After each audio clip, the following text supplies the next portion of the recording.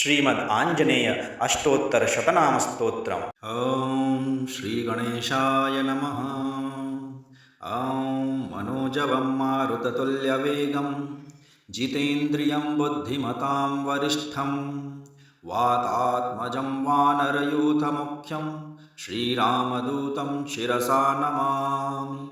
ಓಂ ಆಂಜನೇಯೋ ಮಹಾವೀರೋ ಹನುಮಾನ್ ಮಾರುತಾತ್ಮಜಃ ತತ್ವಜ್ಞಾನಪ್ರದಃ ಸೀತಾ ದೇವಿ ಮುದ್ರಾಪ್ರದಾಯಕಃ ಅಶೋಕವನಿಕಾಚ್ಛೇತ್ತಾ ಸರ್ವಮಾಯಾವಿಭಂಜನಃ ಸರ್ವಬಂಧವಿಮೋಕ್ತಾ ಚ ರಕ್ಷೋ ವಿಧ್ವಂಸಕಾರಕಃ ಪರವಿದ್ಯಾಪರಿಹಾರಃ ಪರಶೌರ್ಯವಿನಾಶನಃ ಪರಮಂತ್ರನಿರಾಕರ್ತಾ ಪರಯಂತ್ರಪ್ರಭೇದಕಃ ಸರ್ವಗ್ರಹವಿನಾಶೀ ಚ ಭೀಮಸೇನಸಹಾಯಕೃತ ಸರ್ವದುಃಖಹರಃ ಸರ್ವಲೋಕಚಾರಿ ಮನೋಜವಃ ಪಾರಿಜಾತದ್ರುಮೂಲಸ್ಥಃ ಸರ್ವಮಂತ್ರಸ್ವರೂಪವಾನ್ ಸರ್ವತಂತ್ರಸ್ವರೂಪೀ ಚ ಸರ್ವಯಂತ್ರಾತ್ಮಕಸ್ತಥಾ ಕಪೀಶ್ವರೋ ಮಹಾಕಾಯಃ ಸರ್ವರೋಗಹರಪ್ರಭುಃ ಬಲಸಿದ್ಧಿಕರಃ ಸರ್ವವಿದ್ಯಾಸಂಪತ್ಪ್ರದಾಯಕಃ ಕಪಿಸೇನಾನಾಯಕಶ್ಚ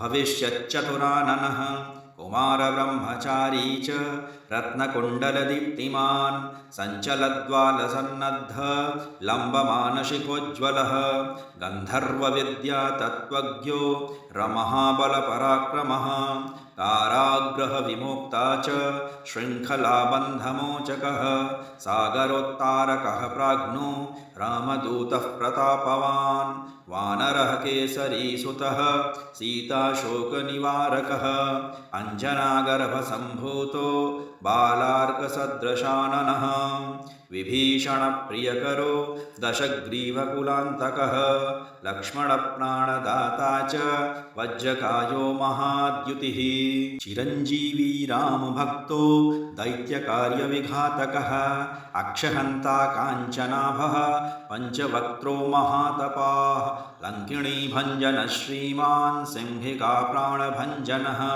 ಗಂಧಮಾದನಶೈಲಸ್ಥೋ ಲಂಕಾಪುರವಿದಾಹಕಃ ಸುಗ್ರೀವಸಚಿವೋ ಧೀರಃ ಶೂರೋ ದೈತ್ಯಕುಲಾಂತಕಃ ಸುರಾರ್ಚಿತೋ ಮಹಾತೇಜ ರಾಮಚೂಡಾಮಣಿಪ್ರದಃ ಕಾಮರೂಪೀ ಪಿಂಗಲಾಕ್ಷೋ ವಾರ್ಧಿಮೈನಾಕಪೂಜಿತಃ ಕಬಲೀಕೃತಮಾರ್ತಂಡಮಂಡಲೋ ವಿಜಿತೇಂದ್ರಿಯಃ ರಾಮಸುಗ್ರೀವಸಂಧಾತಾ ಮಹಾರಾವಣಮರ್ದನಃ ಸ್ಫಟಿಕಾಭೋ ವಾಗಧೀಶೋ ನವವ್ಯಾಕೃತಿಪಂಡಿತಃ ಚತುರ್ಬಾಹುರ್ದೀನಬಂಧುರ್ಮಹಾತ್ಮಾ ಭಕ್ತವತ್ಸಲಃ ಸಂಜೀವವನನಗಾಹರ್ತ್ರಾ ಶುಚಿರ್ವಾಗ್ಮೀದೃಢವ್ರತಃ ಕಾಲನೇಮಿಪ್ರಮಥನೋ ಹರಿಮರ್ಕಟಮರ್ಕಟಃ दान्तशान्तप्रसन्नात्मा शतकण्ठमदापरत् योगी रामकथालोलः सीतान्वेषणपण्डितः